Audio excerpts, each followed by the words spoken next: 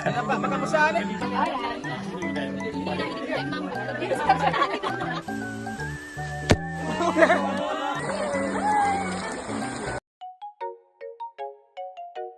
Now we are going to separate the leaf from this tree for the practical one.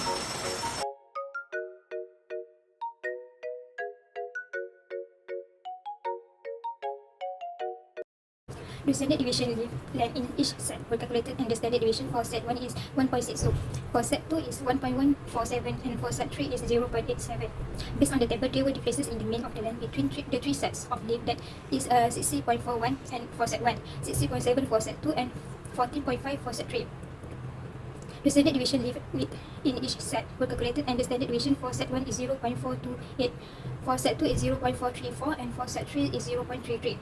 Based on the table, there were differences in the mean of the width between the three sets of leaf, that is 4.87 for set 1, 4.89 for set 2, and 4.29 for set 3. These differences may be due to the error that occurred during the collection of leaf. This is because there were various parts of the plant that were collected, because the upper part of the plant may have smaller size of leaf compared to the lower part of the plant. The leaf on the top were exposed to sunlight and moving air, causing the water loose right to increase.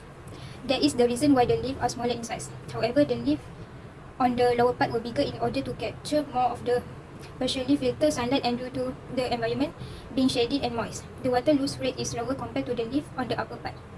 Variance refers to the measurement of the dispersion of a set of data points. In other terms, it measures the degree of departure from the mean that each data point must be. Mathematically, variance is calculated as the average of the square root variance between each data point and the data set. In the case of leaf measurement, variance can shed light on the degree of leaf width and length within a population of plants. It quantifies the degree of variability or diversity among the values in a data set. Based on the data of set 2, the leaf width and length show significant difference in variance from one another, resulting in the variance to be higher, meaning that the leaf have a large scale of measurement, a greater level of variability in the population. On the other hand, leaf data from set 1 and 3 are relatively similar to one another, which result in the variance to be lower and lesser degree of variability within the population. However, leaf may also exhibit different measurement of width and length because of ecological niche and environmental factors such as light, temperature, humidity, and soil composition.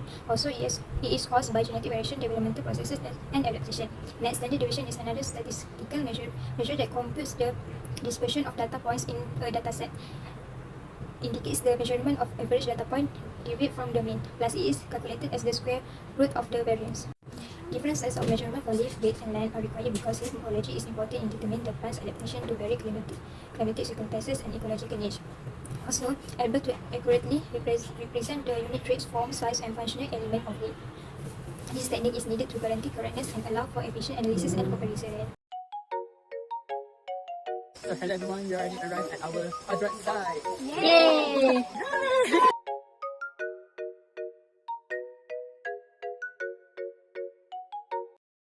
So now I'm going to answer some question on post-lab question for practical 2. So first of all, a quadrat is a small, typically rectangular or square area used to sample vegetation or other organisms in ecological study. In practice, quadrats employed in various sampling techniques such as quadrat sampling or Polaroid sampling to obtain quantity data about species composition, abundance, and distribution within a different area to analyze and compare different ecosystems. So the next question is, what are two basic requirements of all the quadrat techniques? So two basic requirements of all the quadrat techniques are the area of the quadrat, content, and the number of organisms or species in the quadrat. So for the third question, if the survey is done on a smaller quadrat, the advantages is less or no choice miscalculated the species or sedentary organism, while the disadvantage of small quadrat are low frequency of species or miss too many individuals that can result in underrepresentative estimates of population size. On the other hand, the advantage of surveying the sedentary organism on a large quadrat is there will be a variety of sedentary organism found, which can lead to error, and the comprehensive survey is not practical. Lastly, the advantage of using smaller quadrat is less time consuming, while larger quadrat can be complicated to be carried out and time consuming to place and sample. Next is, since it's usually impossible to sample entire population within a study area, one must take a smaller sample of the community or population of interest. The sampling method needs to have the details about densities and dispersion pattern, organism or type of species in the population. Then, the size of the sampling plot, where the sampling plot will be placed and the number of the sampling plot needed to be conducted. So for the last question is about the difference in the number of plant species within a quadrat can be influenced by various factors. So first factor might be because of microhabitat variation, where different part of the quadrat may provide different microhabitats such as variation in sunlight, soil moisture or nutrient availability, which can favor the growth of certain plant species over other. The second factor might be of successional stage, where if the ecosystem is undergoing succession with different plant species dominating at different stage, the age and history of the site within the quadrat may influence the plant species composition. The third factor is because of the disturbance, where recent disturbance such as fire, grazing or human activity can create patches of different habitat within the quadrat, leading to variation in plant species composition. The fourth factor is seed dispersal. Variation in seed dispersal pattern can lead to different in the arrival and establishment of plant species within the quadrat, depending on factors such as wind, water or animal dispersal agent. The fifth factor is competitive interaction. Interspecific competition among plant species for resources like light, water and nutrient can result in uneven distribution pattern within the quadrat, with some species outcompeting other. The sixth factor is edge effect. The proximity of the quadrat to the edge of forest, water body or other habitat types can influence the species composition due to difference in environmental condition or species interaction. The seventh factor might be species interaction, where mutualistic or antagonistic interaction among plant species such as facilitation or allelopathy can affect their distribution within the quadrat. And the last factor, this factor can interact in complex way to shape the spatial distribution of plant species within quadrat, resulting in different in species richness and composition across different areas within the same ecosystem. Okay. So, Did you know one of the countries that puts an abundance of snake species is Malaysia? Thanks to its rich biodiversity and varied ecosystem, the country's tropical rainforests, mangroves and plantations create ideal habitat for a wide range of the snake species. There is a variety of snake species that live in Malaysia. The example of that species is Goloscelesma rhodostoma, is known as Malaysian pit viper.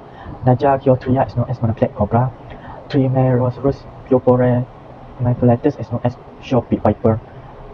Trimerosaurus wagleri is known as Wagler's pit viper. Burgallus fasciatus is known as reindeer crate. Burgallus candidus is known as nation crate. Ophiophagus hana is known as cobra, king cobra. Ophiophagus intestinalis is known as coral blinded snake. For every species of snake, there is different in size. On history of Malaysia, the now extinct Tatanabawa congensis snake are found were about 12 to 13 meters in length. By comparison, the largest snake out there are reticulated siphon, which measure about 9 meters long, and the green anaconda, which measure about 7.5 meters long, and is considered the heaviest snake on earth. On the other hand, the smaller nowadays snake is Typhon Kale with length about 10.4 centimeters. Most of the snakes are fairly small, approximate is about 1 meter in length. Despite their size variation, the snakes have evolved to thrive in wide range in habitat, from dense tropical forests to arid desert. Their adaptability is tantamount to their resilience and revolution success. This one is our Kurma. Hi, so our next activity during this field trip is visiting Taman. We did a lot of fun things here. At Taman, we could see many types of snakes. For example, Burmese python, reticulated python, king cobra, and so many more other species. For your information, snakes have their own uniqueness. Firstly, it is sensitive to vibration. When they detect vibration, they will be ready in a self-protect mode if the predator are close and also ready to attack their prey. Generally, snake has not more than 3 meters clear vision view. Therefore, they are very sensitive to their surroundings. This one is our Kurma. Burmese python. So, itulah dia. We have here Eunectus luteus, which is yellow anaconda. There he is. he is ular rusuk kerbau, which is copper racer. Ocleosnetus radiatus. He is it. This Rhinosela or king cobra. The scientific name is Ophiophagus hena. Hi hena.